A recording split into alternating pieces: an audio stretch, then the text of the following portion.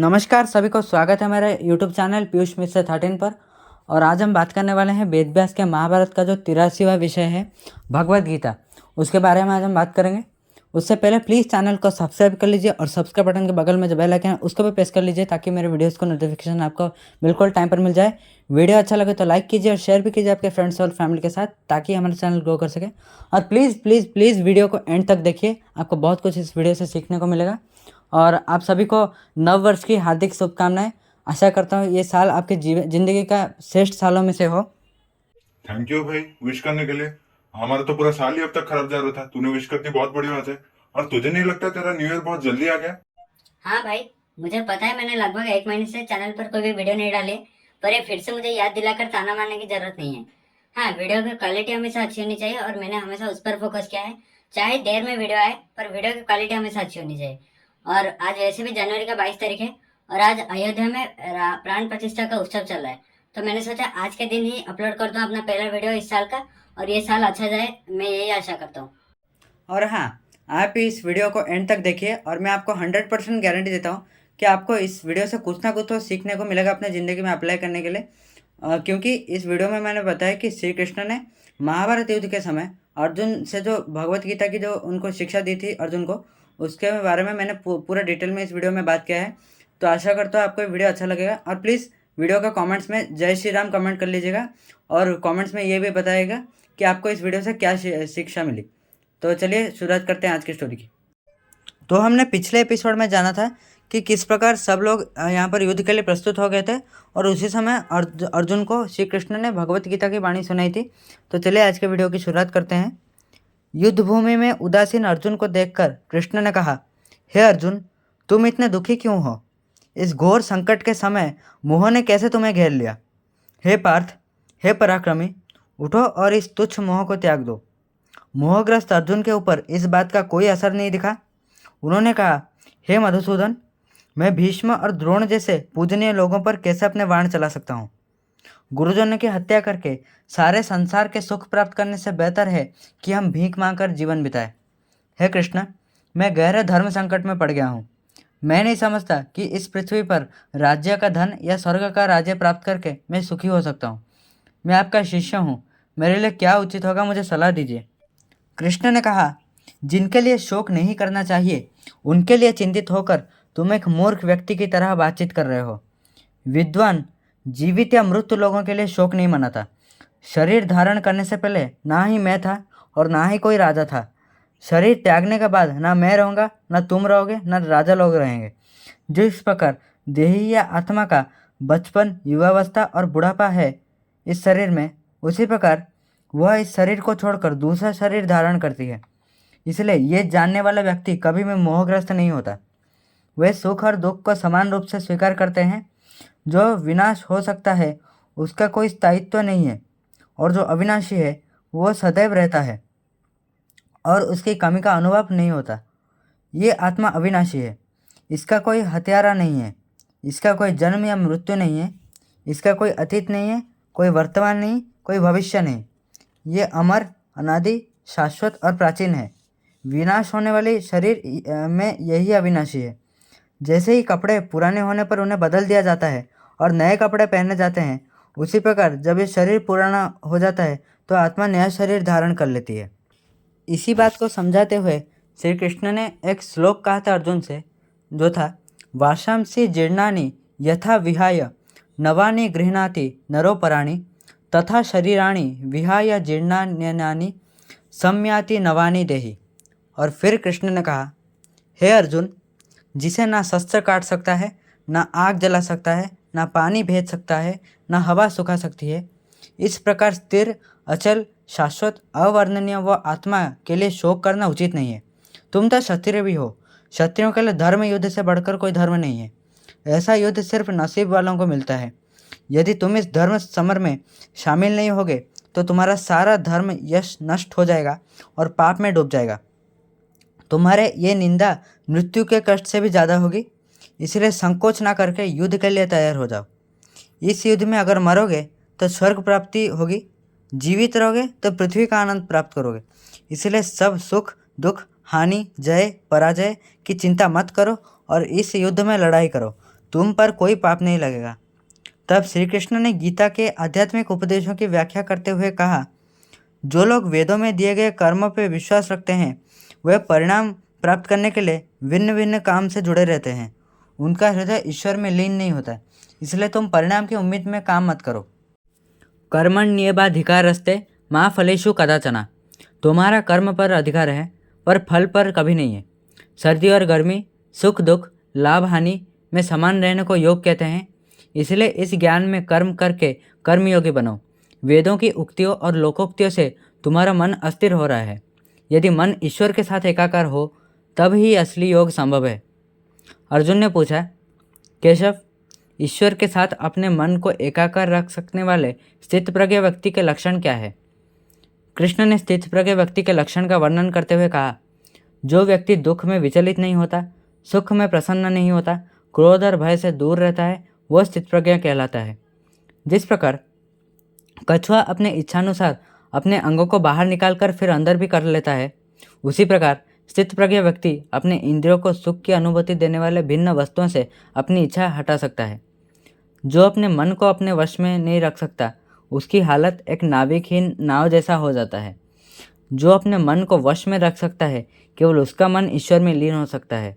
कामना, वासना और अहंकार को त्याग करके ही वह सच्चा सुख पा सकता है। अर्जुन का मन फिर भी संकोच से भरा हुआ था।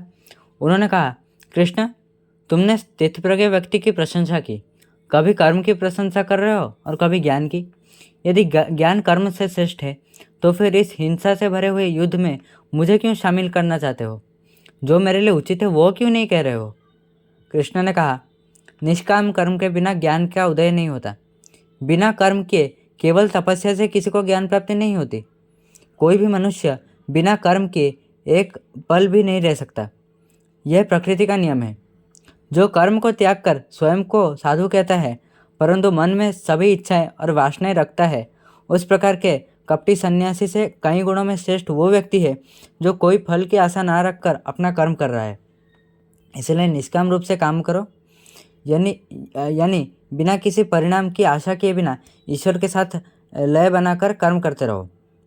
कृष्ण ने फिर कहा, राजा जनक ज्ञानी थे, लेकिन निष्काम कर करके उन्होंने ज्ञान प्राप्त की थी। त्रिलोक में ऐसा कोई कार्य नहीं जिसे मेरा कर्तव्य कहा जा सकता है। ऐसी कोई भी वस्तु नहीं जो मेरे पास नहीं है या नहीं हो सकता, फिर भी मुझे कर्म करना पड़ रहा है। यदि मैं आलस में रहकर काम ना करूं तो लोग मेरी नकल करेंगे। यदि मैं कर्म ना करूं तो संसार से धर्म लुप्त हो जाएगा और प्राणी नष्ट हो जाएंगे। जैसे मूर्ख मनुष्य मोह लेकर काम करता है, वैसे ही बुद्धिमान मनुष्य संसार को शिक्षा देने का काम तो करता है परंतु उसके हृदय में मोह नहीं होता। श्रेष्ठ मनुष्य जैसा आचरण करता है वैसा ही अन्य लोग भी आचरण करते हैं। अर्जुन के मन में एक और शंका उत्पन्न हो गई। उन्होंने पूछा, हे कृष्ण, यदि कोई व्यक्ति पाप नहीं करना चाहता तो भी कौन सी प्रकृति उसे जबरदस्ती पाप करवाती है?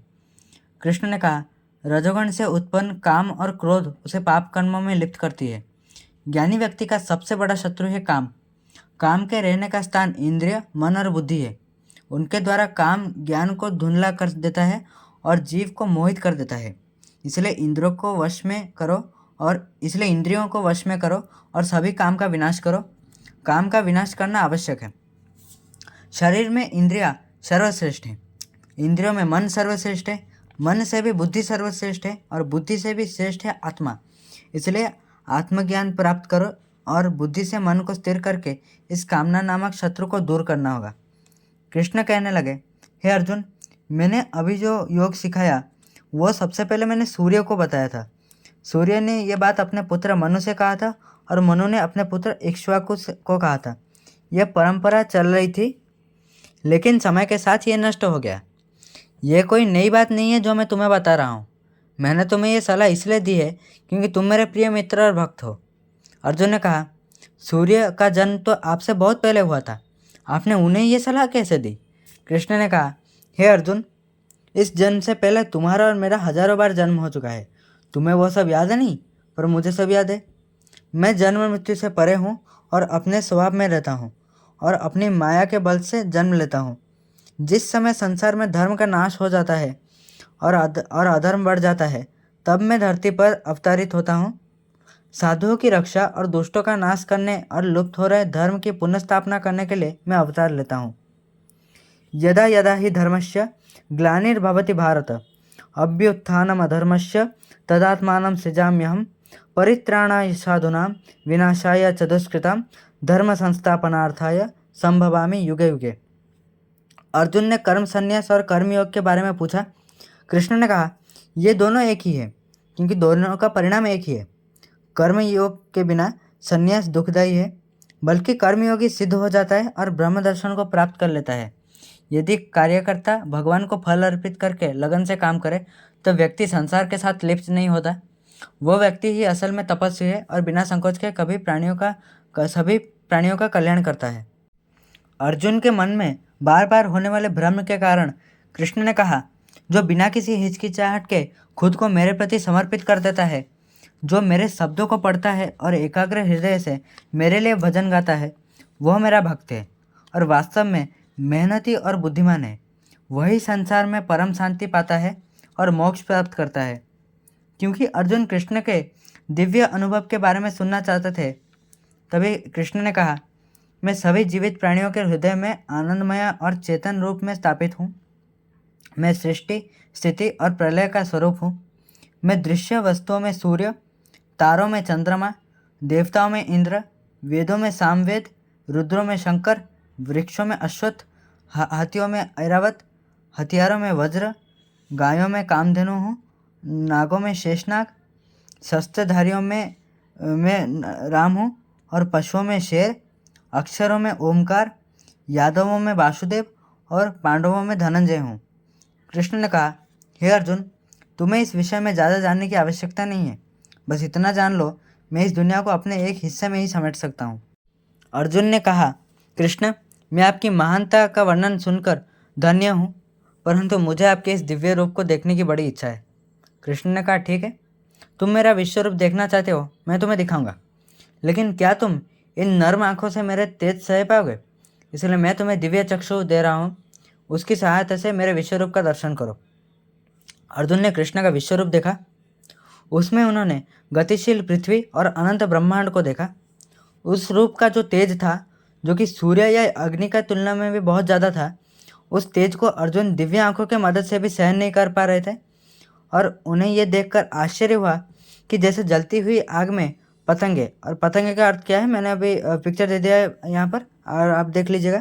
तो जैसे जलती हुई आग में पतंगे आकर मर जाते हैं, उसी प्रकार दुर्योधन और धृतराष्ट्र के पुत्र भीष्म, द्रोण और कर्ण जैसे कौरव पक्ष के वीर योद्धागण और यहाँ तक कि पांडवों के प्रमुख योद्धागण भी इस विशाल रूप के मुंह की ओर दौड़ भाग रहे हैं। इतना ही नहीं, सारा संसार अपने विनाश के लिए उस मुंह की ओर भाग रहा है। अर्जुन इस भयानक रूप को अधिक देर तक देख न सके। उन्होंने प्रार्थना की कि कृष्ण अपने पूर्व स्वरूप में लौट आए। हे भगवान, आपके विश्व रूप और महिमा को जाने बिना मैंने आपको मित्र मानकर कभी हे कृष्ण, हे केशव, हे सखा कहकर आपको संबोधित किया है।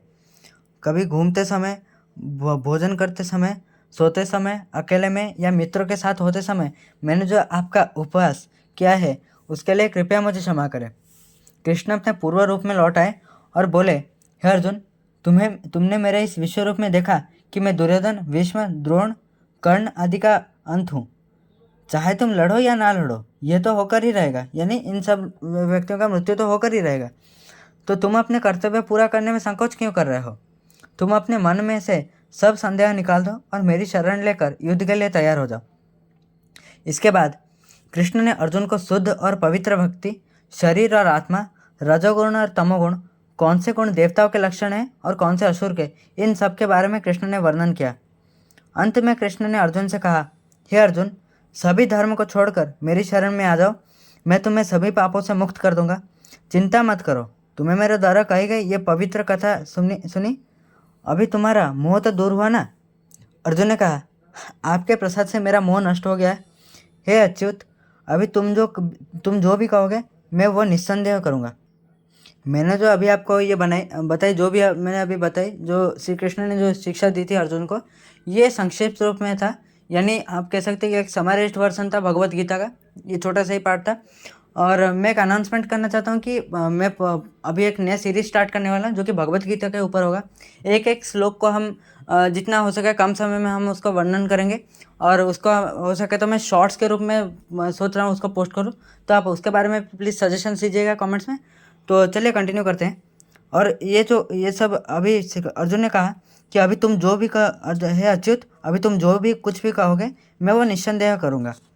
तभी संजय ने कृष्ण और अर्जुन के बीच का ये संवाद धृतराष्ट्र को सुनाया और कहा, हे राजन, मैं केशव और अर्जुन के इस पवित्र और अद्भुत संवाद को सुनकर मेरे रोंगटे खड़े हो जा रहे हैं। जहाँ पर कृष्ण है और धनुर्धर अर्जुन है, वहीं जय, ऐश्वर्य और अखंड धर्म है। यही मेरा कहना है। यत्र योगेश्वरः कृष्णो यत्र पार्थो धनुर्धरः तत्र श्री विजय भूतिर ध्रुव नीति अर्मतिर्मम। आशा करता हूँ आपको ये वीडियो अच्छा लगा। हाँ, अभी मैंने जो बताया कि भगवत गीता के ऊपर एक मैं पूरा डिटेल्ड एक मैं सीरीज स्टार्ट करने की सोच रहा हूँ अभी। और ये अनाउंसमेंट मैंने सोचा अभी न्यू ईयर को बताना बेहतर होगा, पहले वीडियो में इस साल के। और आप प्लीज़ इसके बारे में सजेशन दीजिए, क्या मुझे वैसा एक सीरीज स्टार्ट करना चाहिए, क्योंकि मेरा यही मानना था कि एक भगवत गीता के ऊपर, क्योंकि भगवत गीता में बहुत कुछ सीखने को है। ये बस एक समराइज्ड वर्सन था भगवत गीता का, छोटा सा पार्ट जो कि बहुत इंपॉर्टेंट था। पर बाकी जो है पूरा भगवत गीता में बहुत चीज़ें सीखने को है। उसके बारे में मैं सोच रहा हूँ कि एक सीरीज़ में शुरू करूँ। तो आप अपने सजेशन दीजिए हमारे कमेंट सेक्शन में कि क्या मुझे करना चाहिए इसके बारे में। और आशा करता हूँ आपको वीडियो अच्छा लगा आज का। और बहुत मेहनत लगी है, बहुत दिल से बहुत मेहनत की इस वीडियो के लिए। तो आप प्लीज़ वीडियो का आपने आखिरी तक देखा उसके लिए बहुत बहुत धन्यवाद। और प्लीज़ चैनल को सब्सक्राइब करके जाइएगा। और वीडियो अच्छा लगे तो लाइक कीजिए और प्लीज़ कमेंट कीजिए जय श्री राम। और बताइए, सजेशन दीजिए मैं आगे वीडियो आइडियाज़ के बारे में, या मैंने जो भी अभी कहा भगवत गीता के बारे में, या आपको इस वीडियो से क्या शिक्षा मिली उसके बारे में आप कमेंट्स में प्लीज़ बताइएगा। तो आज के लिए बस इतना ही, मिलते हैं नेक्स्ट एपिसोड में। नमस्कार।